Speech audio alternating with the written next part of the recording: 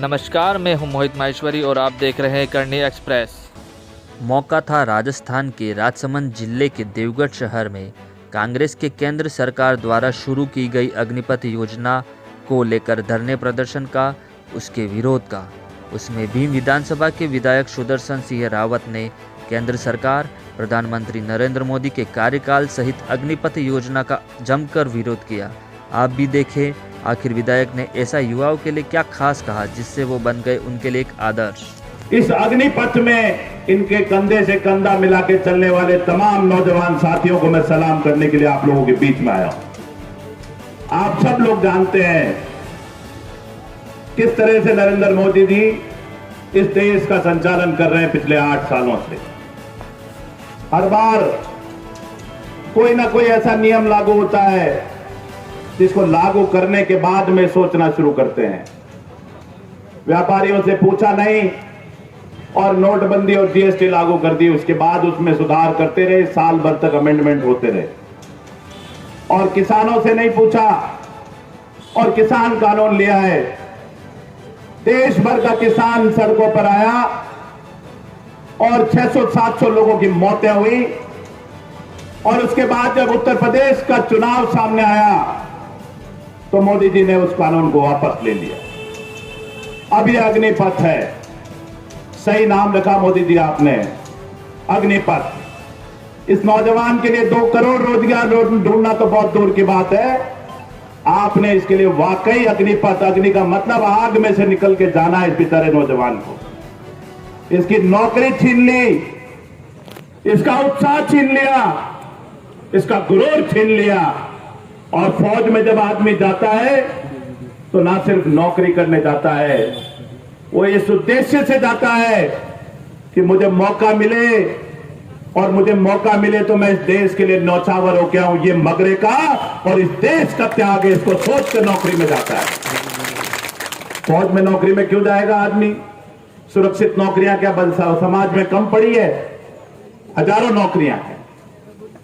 और इसीलिए मैं कहना चाहता हूं, जैसे पहले का रिकॉर्ड रहा, आगे कोई चुनाव आता है तभी मोदी जी को समझ आती है। अब चुनाव आएगा गुजरात का, आगे गुजरात के चुनाव के पहले अगर नौजवानों ने इस आंदोलन को जारी रखा जैसे किसानों ने जारी रखा, तो मैं आपको गारंटी के साथ कहता हूं मोदी जी चुनाव के पहले इसको वापस लेंगे और आप सब लोगों की जीत हो। हमेशा से कई सालों से इस देश में एक बहस चल रही है। अंग्रेजों ने जब देश हमको सौंपा 1947 में, कांग्रेस के लोगों ने और पूरे देश के स्वतंत्रता सेनानियों ने मिलकर के, भगत सिंह ने, चंद्रशेखर आजाद ने मिलकर के कुर्बानी देकर के जब देश को आजाद कराया, तो देश के पास सुई बनाने की व्यवस्था नहीं थी। सुई बनाने की व्यवस्था नहीं थी। और उसके बाद में हवाई जहाज बनना शुरू हुआ पिछले 65 सालों में देश के अंदर, और फौजियों को पेंशन भी मिल रही थी। पर क्या हो गया ऐसा 8 सालों में? 8 सालों में ऐसी क्या आफत आगे गिर गई? क्या आफत आके गिर गई? कभी व्यापारी के ऊपर जाके गिरते हो, कभी किसान के ऊपर जाकर के पड़ते हो, और अब की बार मोदी जी आपने गलती कर दी, इस देश के नौजवान को छेड़ दिया है। आपकी सत्ता हिला के माने गए नौजवान। क्या दिक्कत आ गई 8 सालों में? क्या कमी पड़ गई इस 8 सालों में देश में? सोई से लेकर हवाई जहाज तक कांग्रेस के लोग लेके आए, और उसमें अटल बिहारी वाजपेयी भी रहे, भारतीय जनता पार्टी के प्रधानमंत्री, वो भी लेकर के आए, दूसरी दलों के प्रधानमंत्री भी लेकर आए।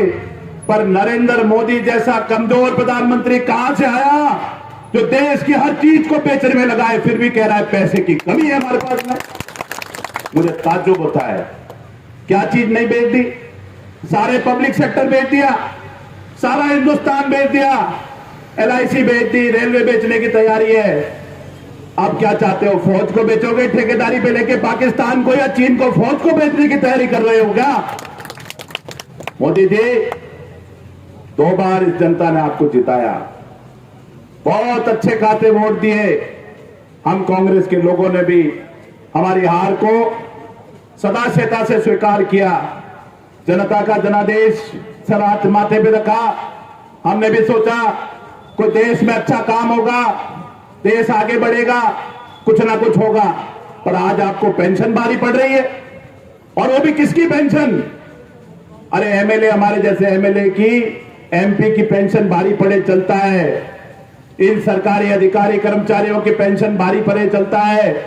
पर देश की सीमा की जो सुरक्षा कर रहा है, इधर पाकिस्तान और इधर चीन, और दोनों के सामने जो लोहा ले रहा है, उस सैनिक की पेंशन आपके सर पे भारी पड़ने लग गई। धिक्कार है ऐसे प्रधानमंत्री के ऊपर, धिक्कार है ऐसे प्रधानमंत्री के ऊपर। क्यों भारी पड़ गई? 65 सालों में तो किसी ने नहीं कहा कि पेंशन कम करो, पेंशन खत्म करो, फौजी कम करो, फौजों के राशन कम करो, मेडिकल सुविधा कम करो। आपने क्या ऐसा कुप्रबंधन कर लिया, क्या ऐसा खर्चा कर लिया देश में? ये तो हिसाब किताब की बैलेंस शीट है, इधर इनकम है, इधर खर्चा है। क्या ऐसा खर्चा कर लिया कि फौजी की पेंशन भारी पड़ गई, उसकी पेंशन की आपको टेंशन हो गई?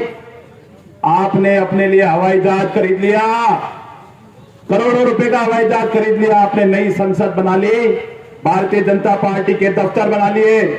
पर इस नौजवान के लिए, इस फौजी के लिए आपके मन में कोई जगह नहीं है मोदी जी।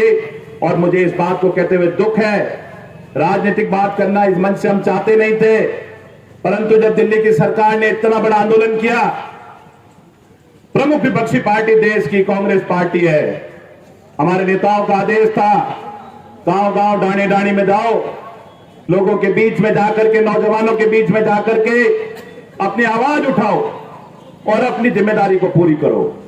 आज पूरी कांग्रेस पार्टी और इस पूरे उपखंड के तमाम जागरूक नागरिक इस बात को उठाने के लिए सब आए हैं। और सब हम इसलिए यहां इकट्ठे हुए हैं, यह संदेश देने के लिए कि गांव गांव संदेश जाए कि मोदी जी की सरकार क्या कर रही है। क्या नारे दिए थे? बोला साहब, जय जवान जय किसान। अब क्या हो गया? परेशान जवान और हताश किसान, यही हो रहा है। कहां है जय जवान जय किसान? जय जवान जय किसान को तो घर में बिठा दिया, किसी तरह का कोई काम नहीं किया। आज कह रहे हैं कि साहब ये क्यों करी योजना कि हथियार खरीदने की जरूरत पड़ रही है, हथियार खरीदने की जरूरत पड़ रही है। क्या पहले भारत की सेना के पास अधिक हथियार नहीं थे कि भारत की सेना ने पहले इंदिरा जी के नेतृत्व में सब लोगों ने मिलकर वहां पाकिस्तान के 2 टुकड़े किए कि नहीं किए? आप बताओ मुझे। तो क्या तब बिना हथियार के सेना लड़ी थी? सेना जज्बे से लड़ती है, सेना जुनून से लड़ती है। ये महाराणा प्रताप का युद्ध हमने लड़ा, ये दिवेर हमारे सामने है, हमारे लिए बहुत गौरव का जगह है। इस महाराणा प्रताप के युद्ध में आप सब गवाह, आपके पूर्वजों ने लड़ाई लड़ी। कोई हथियार से लड़ाई लड़ी क्या? हौसले से लड़ाई लड़ी और जज्बे से लड़ाई लड़ी और अकबर की फौजों को वापस भेजा और जीत हासिल करी दिवेर के अंदर। ये इतिहास है। यूक्रेन में क्या हो रहा है? पूर्व वक्ताओं ने बता दिया, हथियार बहुत है रशिया के पास, पर ऐसे ठेके वाले सैनिक हैं जो अपनी मौत को दांव पे, जान को दांव पे नहीं लगा रहे। इसलिए आज रशिया 6 महीने से घुटने टेके बैठा है यूक्रेन जैसे एक छोटे से देश के सामने। भारत के लिए ये योजना बहुत घातक है। बात राजनीति की नहीं है, बात उसूलों की है। और उसूलों की बात आएगी तो चाहे ईश्वर से लड़ना पड़ेगा, अपने लोगों के लिए लड़ाई लड़नी पड़ेगी, तो कहीं पर भी जाके लड़ेंगे हम लोग। कई लोग कहते हैं साहब ये नौजवान नहीं आ रहे इस आंदोलन में। आपने क्या कसर छोड़ी है नौजवान को डराने में? आपने क्या कसर छोड़ी है नौजवान को घर में छोड़ने में? इतने दुनिया भर के व्हाट्सएप, सोशल मीडिया पे आपने लिख दिया कि जो नौजवान डरने में आएगा उसको एफिडेविट देना पड़ेगा और उस एफिडेविट में लिखना पड़ेगा कि मैं डरने में न आऊंगा तो मुझे नौकरी नहीं मिलेगी। तो आप सुन लो मोदी जी, नौजवान के सामने नौजवान का पिता, नौजवान का भाई, नौजवान का रिश्तेदार आज यहां बैठा है और आपको घर बैठ करके दम लेगा। और उस नौजवान को आपने डराने की कोशिश करी है, वो घर में बैठा बैठा गिनती कर रहा है। जब आप वापस आओगे और बीजेपी के लीडर जब वापस आएंगे चुनाव लड़ने के लिए, उनसे प्रश्न पूछेगा नौजवान, कहां थे आप? कहां थे आपके लोग? कहां थी आपकी पार्टी जब बात आ रही थी नौजवान की हिम्मत की, उसके पीछे खड़े होने की? आप लोग कहां थे?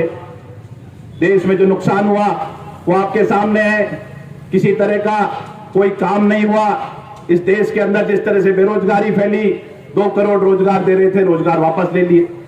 इन तमाम चीजों के बीच में आप और हम सब यहाँ पे इकट्ठा हुए हैं और हम सब चाहते हैं कि पुरानी भर्ती जिसका सबसे ज्यादा जिक्र हो रहा है, उस पुरानी भर्ती के बारे में निश्चित तौर पे एक बार के मामले में सरकार जल्दी निर्णय ले, क्योंकि इस पुरानी भर्ती के अंदर क्या हुआ आपको मैं याद दिलाऊं। भर्ती की वैकेंसी निकली 2 साल बाद कोरोना के कारण, और फिर हमने यहां से भीम और देवगढ़ से हजारों की तादाद में बच्चों को अजमेर में भेजा भर्ती में, और बहुत अच्छी संख्या में लोग सफल हुए। उसके बाद मेडिकल हुआ और बच्चे अलग अलग सेंटर पे एग्जाम देने गए। वहां जाते ही आपने कह दिया भर्ती कैंसिल। ऐसे कैसे कह दिया? फौज की भर्ती है, कोई लाला की भर्ती है क्या? ऐसे कैसे कैंसिल कर दी? इस देश का नौजवान जो फौज में दौड़ करके पास हुआ, उसके साथ अन्याय कैसे किया? इस अन्याय का आपको जवाब देना पड़ेगा, और मैं चाहूंगा कि भर्ती जल्दी से जल्दी वापस हो, वरना वो तमाम नौजवान जो उन भर्तियों में सेलेक्ट हुए वो मोदी जी आपसे बदला लेंगे। इनके भारतीय जनता पार्टी के सारे नेता बोल रहे हैं, कोई बोल रहा है कि साहब जो अग्निवीर होगा उस अग्निवीर को बीजेपी के दफ्तर में चौकीदार रख लेंगे। हमारे यहाँ की वीर प्रसूता भीमी भूमि यहां से बच्चों को फौज में इसलिए नहीं भेजती कि बीजेपी के दफ्तर में चौकीदारी करेगा, वो देश की चौकीदारी कर लेगा, पर आपके दफ्तरों की चौकीदारी नहीं करेगा। क्या सोच रहे हो आप? जनरल वीके सिंह बोल रहे हैं कि फौज में आना है तो आए। ये वही वीके सिंह है, मैं याद दिलाना चाहता हूं, जो 35 साल की नौकरी के बाद 6 महीने के एक्सटेंशन के लिए कोर्ट में चला गया। और बात कर रहे हो आप, ज्ञान दे रहे हो अग्निवीरों को, अपने फौजियों को, नए लड़कों को।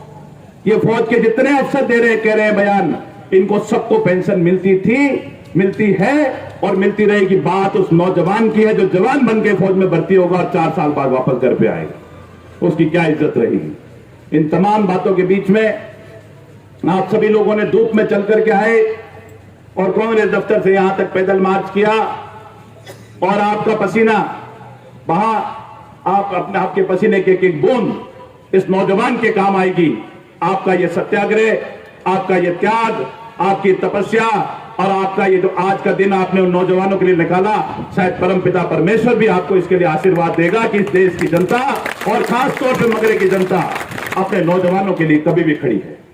ये इलाका नौजवानों का और मगरा नौजवानों का गौरव रहा है, और इसके लिए मैंने मेरी तरफ से सब जगह स्टेडियम बनाने का निर्णय किया था। उस निर्णय को आगे बढ़ाएंगे। 30 पंचायतों में स्टेडियम बन चुके हैं, बन रहे हैं। बाकी की पंचायतों में भी आज जो आपका जज्बा देखा है, आने वाले समय में जिन पंचायतों में स्टेडियम नहीं रहे उनके लिए भी स्टेडियम की मैं आप लोगों के बीच में यहां से घोषणा करता हूं। आप सब लोग पधारे, और बहुत शांतिपूर्वक तरीके से आपने आंदोलन किया, और शांतिपूर्वक आंदोलन से ही इस पार्टी की पहचान है। करनी एक्सप्रेस को सब्सक्राइब करें, बेल आइकॉन दबाएं, लाइक करें, कमेंट करें, शेयर करें।